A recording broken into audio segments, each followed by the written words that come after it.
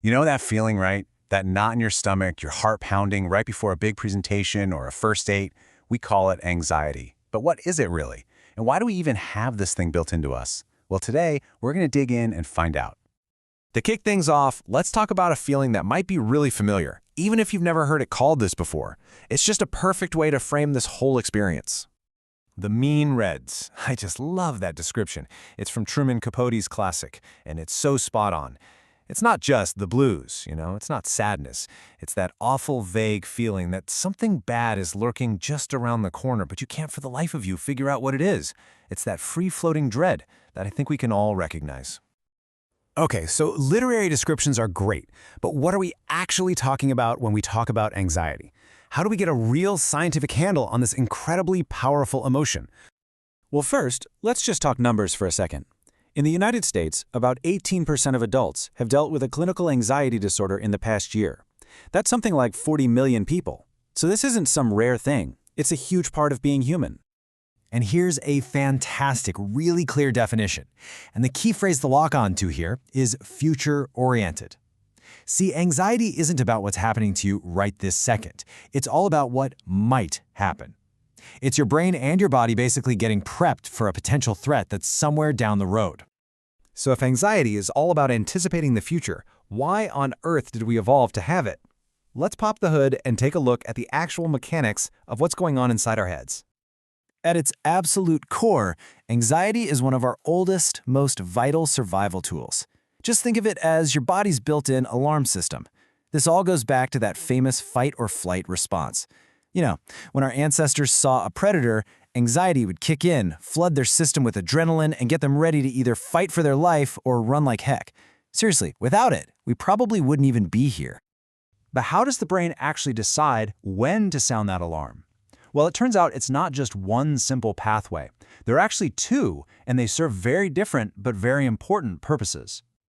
Okay, this is so cool. It's a model from neuroscientist Joseph Ledoux. So think of it like this. The low road is your brain's shoot first, ask questions later system. Imagine you're hiking and you see a stick that kind of looks like a snake.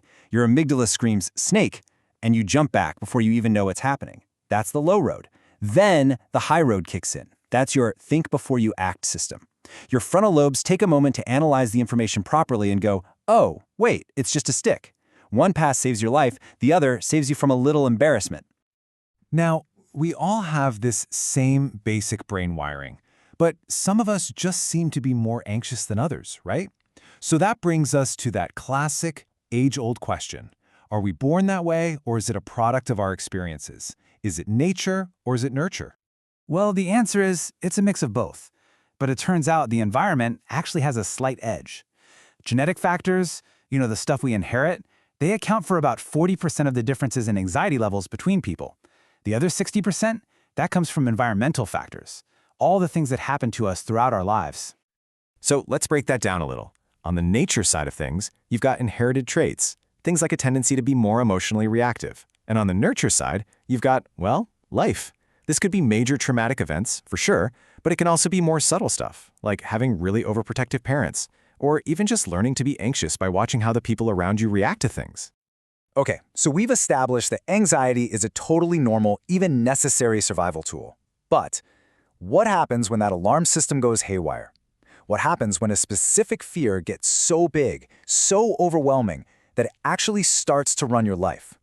That's when we cross over into the territory of a phobia. And this is the real difference between just a regular fear and a clinical disorder. A phobia isn't just, being scared of spiders. It's a fear that's so intense and so persistent that it actively gets in the way of your normal life and causes you real distress. Phobias can be about pretty much anything, but they generally fall into one of these 5 big buckets.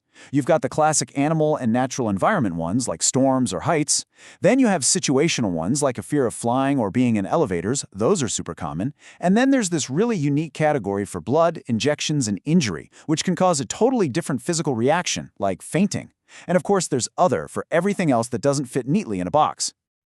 So where do these super intense fears come from? Well, a lot of the time they're learned. This can happen through what's called conditioning. Basically, a single bad experience.